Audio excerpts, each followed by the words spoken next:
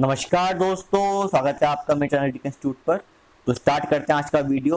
हम पढ़ रहे हैं रेशियो एंड प्रोपोर्शन के बारे में। ये फोर्थ वीडियो है। पहले 3 वीडियो बन चुकी हैं, उम्मीद करता हूँ कि आपने देखी होगी। अगर नहीं देखी प्लीज़ देखिए। इन वीडियोज़ के माध्यम से मैं बता रहा हूँ आपको क्वेश्चंस जो एग्जाम में आ चुके हैं, क्वेश्चन किस टाइप के आते हैं और हमें कैसे सॉल्व करने चाहिए उन क्वेश्चंस को। इसमें जो शॉर्ट मेथड है वो भी बताए जाएंगे आपको, और जो ये सिंपल मेथड मतलब जिससे कि क्वेश्चन ईजिली सॉल्व हो जाए वो बताया जाएगा। चलिए स्टार्ट करते हैं आज की वीडियो। देखते हैं पहला क्वेश्चन। आपको दिया A/B 2/3 है, B/C 2/4 है और C/D दे रखा है आपको 2/5। Then what is the ratio between A and D।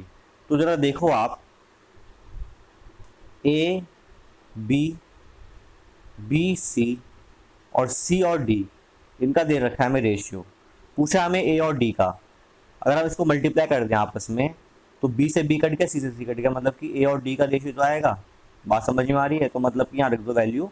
A B लिख दो 2/3 है, और B और C लिख दो आप कितना 2/4 है, और C और D लिख दो 2/5 है। भाई 2 दूनी 4, 4 कट गया तो 2/15। 2/15 कहाँ आ रहा है? A में, तो A इज द आंसर। चलिए आगे बढ़ते हैं। If there is a reduction in the number of workers in a factory, the ratio 15/11 and increment in their wages in the ratio 22/25, then the ratio by which the total wage of the worker should be decreased। बोल रहा है कि जो है number of workers factory में पहले 15 थे, अब हो गए 11। ये नंबर ऑफ वर्कर्स है। फिर बोल रहा है कि उनका जो वेज है वो इंक्रीज होता है, मतलब कि उनको जो तनख्वाह मिलती है वो इंक्रीज होता है। कैसे? पहले मिल रहा था 22, अब मिलता है 25। तो पूछ रहा है कि जो क्या रेशियो होगा टोटल वेज का जो डिक्रीज हुआ।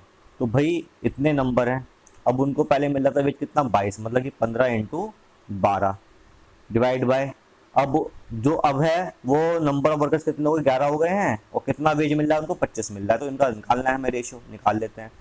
5 या 15, 5 पंजे 25, 11 दूनी 22, तो 3 दूनी 6, 6/5 is the answer. A is the answer. मतलब कि वेज जो डिक्रीज हुआ है, पहले 6 था अब 5 हो गया। इसी में अगर पूछता कि कितने परसेंट से डिक्रीज हो गया, तो जो 6 में से 5 गया 1, तो पहले कितना 6 था? 1/6 इंटू 100, मतलब कि कितना आएगा ये 33, नहीं 6 एकम 6 18 है, 6 एकम 6 हाँ 18, 2/3 आ जाएगा ना। चलो इतना परसेंट से वो वेज डिक्रीज हो गया, अगर वो परसेंट पूछता तो। चलिए आगे बढ़ते हैं। बोल रहा है a person ordered 4 shirts of brand A brand की उसने ऑर्डर करी 4 शर्ट। बात समझ में आई? और बी ब्रांड की उसने ऑर्डर करी सपोज एक्स शर्ट, मालूम नहीं है कितनी। ये नंबर ऑफ शर्ट्स दे रखे हैं हमें एन। The price of one shirt of a brand A was twice that brand B. जो प्राइस दे रखा है हमें वो दे रखा है प्राइस। ब्रांड ए का जो प्राइस है वो बी से डबल है। सपोज इसका प्राइस वाई है तो इसका प्राइस 2y मान लेता है। बात समझ में आई? When the order was executed, it was found that the number of two brands has been interchanged। मतलब कि जो B के नंबर्स जो हैं, मतलब कि X शर्ट A की आ गई हैं और 4 शर्ट B की आ गई हैं जब ऑर्डर एग्जीक्यूट हुआ। उसकी वजह से बिल जो है वो इंक्रीज हो गया। कितना इंक्रीज हो गया? 40%। तो बताना है ratio of the number of brand A shirt to that of a brand B shirt. चलिए, तो भाई बिल कितना आएगा जरा आप बताइए। पहले जो बिल है स्टार्टिंग में वो कितना बिल होगा? 4 दूनी 8, 8y, तो ए का बिल आ गया, प्लस XY बी का बिल आ गया, अपॉन जो नया बिल था। अब क्या हुआ? एक्स शर्ट आ गई ए की, मतलब कि 2XY, और 4 शर्ट आ गई बी की, मतलब कि 4y। ये नया, ये आपका नया ऑर्डर है, ये आपका पुराना ऑर्डर है। इक्वल टू कितना होगा? कह रहा है 40% इंक्रीज हो गया नया ऑर्डर, मतलब कि 140 तो हो गया हमारा नया ऑर्डर। पुराना ऑर्डर कितना? 100 रुपये था। बात समझ में? 40% इंक्रीज मतलब कि जो 100, अगर पहले का ऑर्डर 100 रुपये, तो जो आप कितने का ऑर्डर आएगा वो 140 रुपये का आएगा, तो 100/140 हो जाएगा।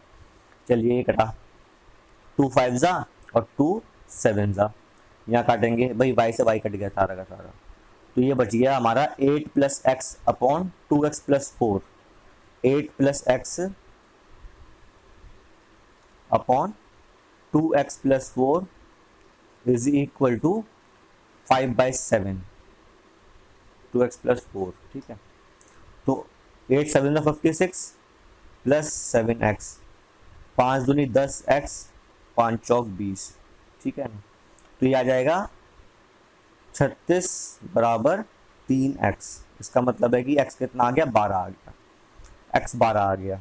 पूछ रहा है the ratio of the number of brand A shirt to that of a brand B shirt. तो भाई ए ब्रांड की शर्ट 4 थी और बी ब्रांड की शर्ट 12 आ गई है। एक्स माना था हमने 4/12, मतलब कि 1/3 is the answer, 1/3 is the answer. 1/3 कहाँ पे आ रहा है, बी में आ रहा है, तो 1/3 इज द आंसर।